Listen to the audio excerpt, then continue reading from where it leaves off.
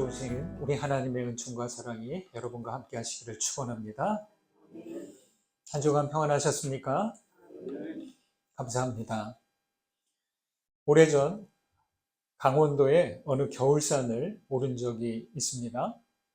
전날 내린 눈으로 산길은 발목이 빠질 정도였습니다. 이른 아침이라 인적이 없었고 아무도 없는 눈 덮인 산길을 걸으니까 호젓하고 참 좋았습니다. 제가 마치 그 산의 소유자가 된 것 같은 생각이 들었습니다. 눈이 내린 숲속은 정말 고요하고 적막했습니다. 한참을 오르다가 잠시 멈추고 숨을 고르면서 주위를 이렇게 둘러보았습니다. 그런데 그 순간 무서운 생각이 덜컥 들었고요. 알 수 없는 외로움에 사로잡혔습니다. 여러분도 그런 적이 있으실지 모르겠습니다. 나 혼자뿐이라는 생각, 나를 보호해주는 이가 하나도 없다고 생각될 때, 내가 도움을 청할 곳이 아무것도 없을 때, 무인도에 홀로 버려진 것 같은 그런 외로움과 고독의 순간 말입니다. 그때 겨울산에서 저를 사로잡은 느낌이 바로 그랬습니다. 저는 본능처럼 하나님께 기도를 올렸습니다. 주님, 나에게 자비를 베푸소서, 나와 함께 하소서, 키리에 알레이송 하면서 예수 기도를 올렸습니다. 예수 기도를 올리니 함께 하시는 주님이 느껴졌고 이내 힘이 났습니다. 그렇게 기도하면서 오르는데요, 눈 덮인 곳곳에 이리저리 이상한 흔적들이 보이는 겁니다. 뭘까요? 그 흔적들은 동물들이 이렇게 저렇게 지나간 흔적들이었습니다. 저는 그 산길을 따라 이렇게 가고 있었지만 어떤 흔적은 대각선으로, 어떤 흔적은 이렇게 오다가 옆으로 휘어지고, 하여튼 제멋대로였습니다. 멧돼지 발자국처럼 보이는 것도 있었고, 어떤 것은 고라니 발자국처럼 보였고, 또 어떤 것은 토끼가 지나간 것 같은 흔적도 있었고, 또 어느 곳엔 새들의 발자국도 있었습니다. 산짐승들은 먹이를 구해야 하기에 해가 뜨자마자 은신처를 나와서 돌아다니고 있던 것이었죠. 그런데 참 이상하죠? 동물들의 발자국만 보았을 뿐인데 외로운 느낌이 사라지고 마음이 따뜻해져 왔습니다. 인적 없는 적막한 산속인 줄 알았는데 그래도 그곳은 살아 움직이는 생명들의 생활 터전이라는 것을 알고 위안이 됐습니다. 여러분, 산속에 내 눈에 보이지 않더라도 그 짐승들이 있다는 거예요. 우리는 그 짐승들을 잘 못 보지만 짐승들은 지나가는 사람들 다 보고 있다는 거예요. 밤에 눈이 내리고 다음날 보면 교회 마당과 주차장에는 발자국들이 보입니다. 새벽 기도에 다녀가신 분들의 발자국인데 그 발자국만 보아도 정겹습니다. 요 발자국은 장로님 발자국이신가? 요 발자국은 권사님 발자국이신가? 요 흔적은 우리 조밀 권사님 휠체어 타고 지나가신 자국이네? 이런 식으로 생각하면서 말이죠. 교회 건물과 담벼락 아래 눈 쌓인 곳에는 고양이 발자국도 보였습니다. 그런 생각이 들었습니다. 눈에 보이지는 않지만 하나님의 발자국도 있겠지? 이렇게 말이죠. 하나님의 발자국 보셨나요? 하나님의 발자국이 있다면 어떤 모양일까요? 은혜와 진리가 있는 곳, 사랑과 정의가 있는 곳, 희망과 긍휼함이 있는 곳이 하나님의 발자국, 신의 발자국일 것입니다. 우리 세상에 하나님의 발자국이 얼마나 있을까요? 눈 위에 난 발자국들은 사라지겠지만 하나님께서 남기신 구원과 희망의 발자국은 사라지지 않습니다. 그리스도는 하나님의 발자국입니다. 그리스도는 사랑의 발자국을 남기셨죠. 여러분은 어떤 발자국을 남기고 있습니까? 그리스도의 발자국을 따라가시기 바랍니다. 사는 동안 예수 그리스도와 함께 은혜와 진리로 희망과 사랑으로 하나님의 발자국을 남겨가시는 여러분들 되시기를 간절히 소망합니다. 이사야서는 66장이나 되는 분량입니다. 아주 방대합니다. 내용에서 보여주는 배경과 연대가 방대하고 길어서 3부로 나누고 저자도 한 사람이 아니라 3명의 선지자 이사야가 기록한 것으로 봅니다.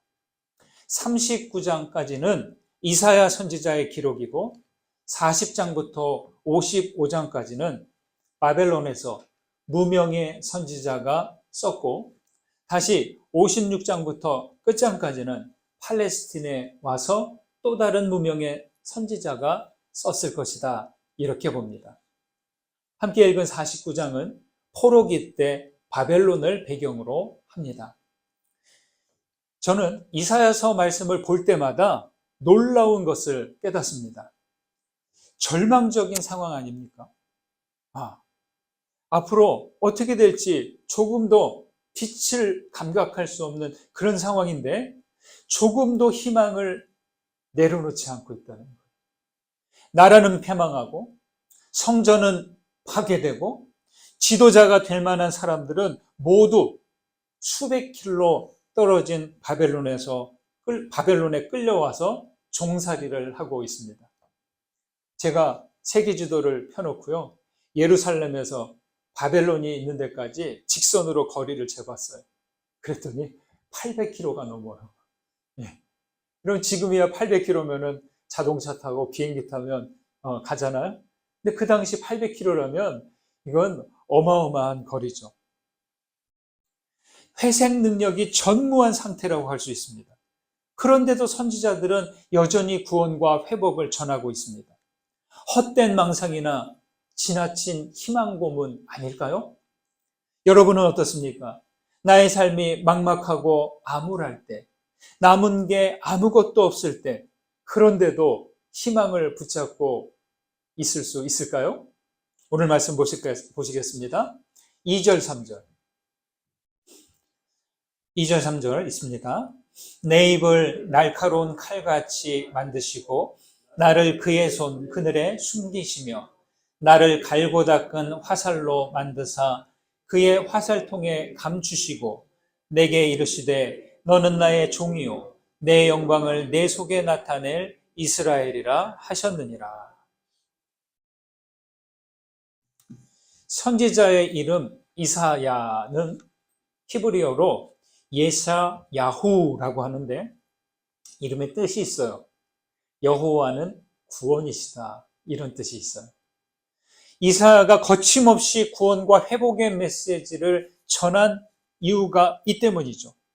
선지자는 그 희망 메시지를 자기 상상이 아니라 하나님으로부터 비롯된 것이기에 멈출 수 없는 거죠. 모든 선지자가 그렇습니다. 자기 감정에 북받쳐서 전하는 내용이 아니라 하나님께서 그 속에 감동하시기 때문이죠. 지난주에 나눈 42장의 말씀에 이어 오늘 말씀도 종의 노래인데 두 번째예요. 하나님의 종은 궁극적으로 메시아를 가리키지만 1차적으로는 이스라엘을 가리킵니다. 종의 노래는 이스라엘만이 아니라 온 세상을 향하고 있습니다. 이 일을 위해 하나님께서 이스라엘을 부르시고 날카로운 무기처럼 준비해서 감춰 놓았다고 하십니다. 그런데 지금 이스라엘은 패망해서 포로가 된 상태입니다. 당시 사람들이 들으면 주제 파악이 안 되었다고 조롱할지도 모르겠습니다. 누가 자기 처지도 모르고 과도한 계획을 말하면 어떻게 말합니까? 아마 과대망상이다. 아유, 이봐, 꿈 좀 깨. 라고 말할지 모르겠습니다. 그래서 4절에서 응답합니다. 그러나 나는 말하기를 내가 헛되이 수고하였으며 무익하게 공연히 내 힘을 다하였도다. 이렇게 말이죠. 하나님이 이스라엘을 애굽에서부터 구원해내셨고 가나안 땅을 주셨습니다. 그렇지만 이스라엘은 경고를 듣지 않고 자기 멋대로 지내다가 결국 나라의 근간이 흔들리고 모두 주저앉아 버리고 말았습니다. 하나님의 구원 노력이 헛되게 된 것 같습니다. 4절의 말씀은 이스라엘이 주님, 우리는 쓸데없는 무익한 민족입니다. 볼낯이 없습니다. 이런 소리로 들려옵니다. 하지만 그런데도 주님은 말씀합니다. 3절에서 진짜 하고자 하는 말씀을 하십니다. 너는 나의 종이요 내 영광을 내 속에 나타낼 이스라엘이라. 이렇게 말이죠. 하나님은 이스라엘의 현재가 아니라 이스라엘의 미래를 말하고 있는 거죠. 내 영광을 내 속에 나타내겠다 하는 것은 이스라엘의 목적이 아니라 이스라엘을 통하여서 주의 영광을 드러내기 위한 것이 목적이라는 거예요. 하나님께서 이스라엘을 종으로 부르신 이유는 열방까지 주의 영광을 비추기 위함입니다.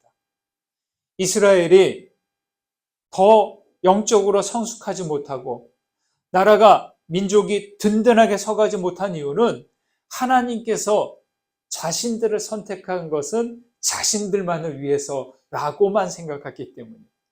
자신들을 통하여서 그 다음을 계획하시는 하나님의 의도를 알아차리지 못했기 때문입니다.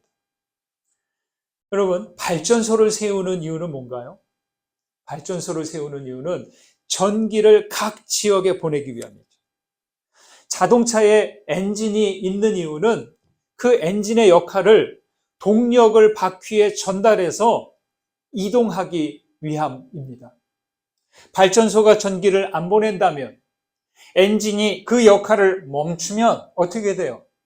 그 존재할 이유가 없어지는 거죠. 하나님은 이스라엘만을 위한 민족신이 아니라 우주적이고 보편적인 분이세요. 창조주 하나님이 되시고 영원한 구원과 생명의 주님이십니다. 여호와 하나님은 넘쳐 흐르는 강물이시고 무한히 퍼져나가는 빛이십니다. 강물이 흐르기를 멈추면 주변 땅은 황폐해지는 것이고 빛이 흐려지면 빛으로 살아가는 모든 생명들 역시 죽고 맙니다.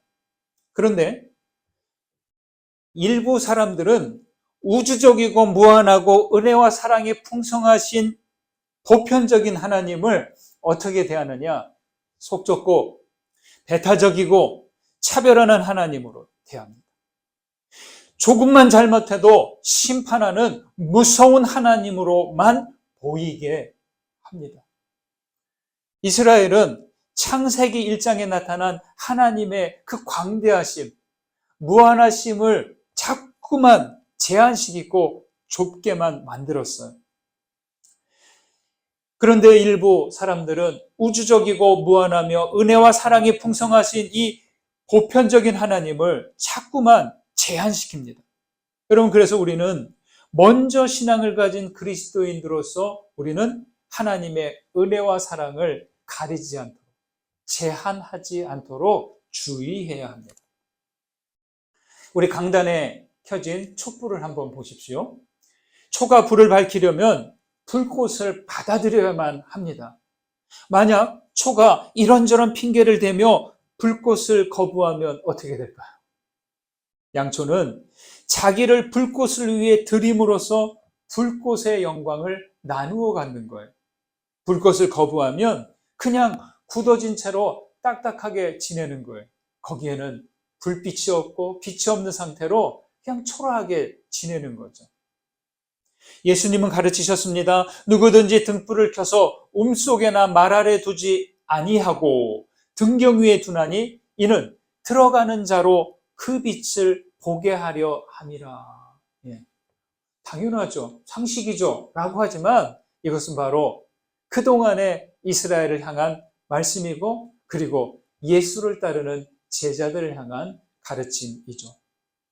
여러분, 진리와 성령의 불꽃으로 다가오시는 주님을 거절하지 마시기 바랍니다. 주님의 불꽃을 받아들여서 등불이 켜졌다면 숨지 말고 주님의 영광을 드러내셔야 내십시오.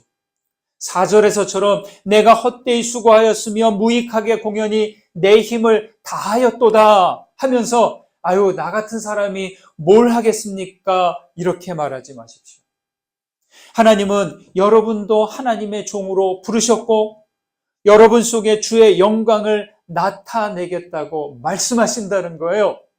특별히 정해진 사람들에게만 해당하는 것이 아니라 이 빛을 받는, 빛을 알아차리는 모두를 빛의 역할을 감당할 수 있도록 부르신다는 겁니다.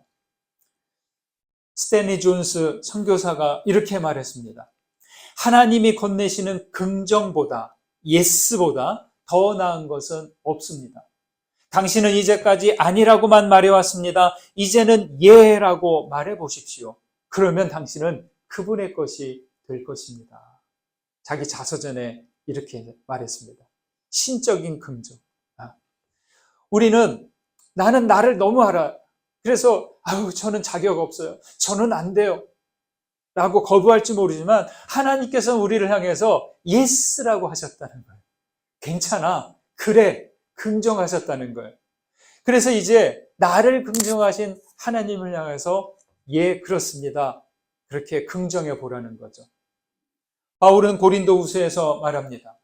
고린도후서 1장 20절. 하나님의 약속은 얼마든지 그리스도 안에서 예가 되니, 예스라는 말이죠. 그런즉 그로 말미암아 우리가 아멘하여 하나님께 영광을 돌리게 되느니라. 이렇게 말이죠. 우리는 모두 하나님의 종으로 부름 받았습니다. 주의 영광이 우리 안에 임했습니다. 숨거나 가리지 말고 하나님의 영광을 그대로 드러내시는 주님의 종 되시기를 간절히 소망합니다. 6절 보시겠습니다. 같이 읽습니다. 그가 이르시되 내가 나의 종이 되어 야곱의 지파들을 일으키며 이스라엘 중에 보존된 자를 돌아오게 할 것은 매우 쉬운 일이라. 내가 또 너를 이방의 빛으로 삼아 나의 구원을 베풀어서 땅끝까지 이르게 하리라.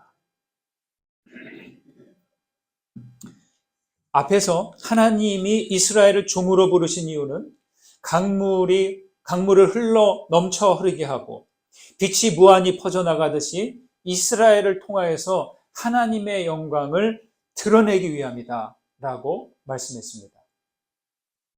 여기 5절에서 7절에서는 그 종의 직무를 더 구체적으로 말합니다. 쓰러진 이스라엘을 어떻게 해요? 쓰러진 이스라엘을 어떻게? 일으키고 멀리 유배된 사람들을 어떻게 해요? 돌아오게 하는 일입니다. 이게 종의 직무입니다. 어디로 돌아오게 한다는 것일까요? 구원의 약속이 있는 자리, 예루살렘입니다. 사람의 눈으로 보기에는 이제 끝났어. 주권도 없고 행정도 없고 군사력도 없고 또 성전도 무너졌고 그냥 무질서하게 있는 그곳으로 되돌아가게 한다는 거예요. 돌아갈 곳이 없는 인생 얼마나 쓸쓸합니까? 돌아갈 고향과 조국이 없는 현실은 얼마나 우울합니까? 우리 민족은 국권을 잃고 고향 없이 살았던 적이 있습니다. 처음에 만세를 부르면서 치열하게 독립운동을 했지만 10년, 20년 세월이 가면서 독립과 해방은 멀게만 체감됐습니다. 이제 대한민국은, 한민족은 이제 사라질 거야. 이렇게 여겨졌다는 거죠. 그래서 후에 변절한 사람들이 많았다고 하죠. 하지만 그래도 싸우다가 죽더라도 싸우고 있다는 것은 보여주자 하면서 끝까지 독립을 위한 노력을 중단하지 않은 사람들이 많습니다. 그러다가 어느 날 제국이 패망하면서 해방의 아침을 맞게 되었습니다. 독립이라는 말은 간단해요. 홀로 선다라는 거죠. 개인이나 나라나 홀로 서지 않고서는 아무것도 할 수 없습니다. 6절에서 야곱의 지파들을 일으키며 이스라엘 중에 보존된 자를 돌아오게 한다라고 하십니다. 하나님은 쓰러진 자를 일으켜 세우십니다. 유배당한 사람들을 고향으로 돌아오게 하십니다. 하나님은 그래서 하나님을 신뢰하는 사람을 일으켜 세우고 반드시 돌아오게 하시는 분이십니다. 신앙은 무엇입니까? 희망 없는 곳에서 희망을 찾고 희망을 갖게 하는 일이 신앙입니다. 돌아가야 할 구원의 언약을 잊지 않게 하는 것이 신앙입니다. 여러분, 일어나십시오. 그리고 주께서 오라고 하시는 곳을 향하여 돌아오시기를 간절히 소망합니다. 우리는 예수를 만나 일어선 사람들이고 하나님 아버지의 집으로 돌아온 사람들입니다. 자, 이제 됐나요? 우리는 넘어졌다가 일어섰어요. 멀리 떠나 있다가 하나님 아버지의 집으로 돌아왔어요. 이제 됐어요? 이제 편히 쉬자. 그러면 돼요? 아직 아니죠. 아직 일어서지 못한 사람들이 있고 아직 아버지 집으로 돌아오지 못한 사람들이 있습니다. 주님께서는 주의 종을 이방의 빛으로 삼아 구원을 베풀어서 땅끝까지 이르게 하리라 라고 말씀합니다. 여기서 드러난 하나님의 의도가 무엇입니까? 하나님은 이스라엘의 구원에만 만족하지 않으시고 모든 민족, 모든 생명들을 위한 하나님이십니다. 주님은 신뢰를 밝히는 등불이 아니라 온 세상을 밝히는 태양과도 같으신 분입니다. 하나님을 이 등불 수준으로 축소하지 마십시오. 하나님은 꺼지지 않는 빛이십니다. 하나님은 이스라엘을 등불로 삼아서 어떻게 하고 싶어 하시냐? 모든 이들에게 빛을 비추고 싶어 하십니다. 예수 그리스도는 그래서 오셔서 모두를 비추는 구원의 등불이 되셨습니다. 그리고 예수님이 말씀하셨죠. 너희는 세상의 빛이다. 예. 빛과 같아 라고 한 게 아니라 너희는 세상의 빛이다. 따라해 보실까요? 나는 세상의 빛이다. 한 번 더, 나는 세상의 빛이다. 저와 여러분은 어떻게 빛이 되었습니까? 예수를 그리스도로 믿는 그 순간부터 빛이 되는 거예요. 주님은 자기를 믿는 모두가 세상 속에서 등불처럼 빛나기를 바라십니다. 예수를 믿는 그 순간부터 우리를 빛을 담는 사람들, 빛의 담지자들이 됩니다. 하나님의 창조의 빛, 그리스도의 구원의 빛, 사랑과 생명의 빛을 담은 사람들이 바로 여러분들이십니다. 시편 36편의 말씀입니다. 진실로 생명의 원천이 주께 있사오니 주의 빛 안에서 우리가 빛을 보리이다. 이렇게 말이죠. 하나님은 모든 생명의 원천이 되시고 예수 그리스도는 우리에게 구원의 빛이 되십니다. 여러분, 그리스도의 빛 안에서 참 빛을 바라보십시오. 그 빛을 따라가되 우리는 빛이 주는 에너지, 생명과 진리와 사랑으로 살아가게 됩니다. 퀘이커교를 창시한 조지 폭스가 한 말입니다.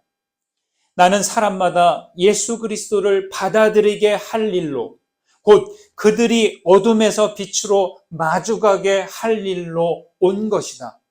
예수가 가진 빛을 받는 사람에겐 하나님 아들의 힘을 주신다. 이 힘은 내가 그리스도를 믿음으로 얻는 것이다.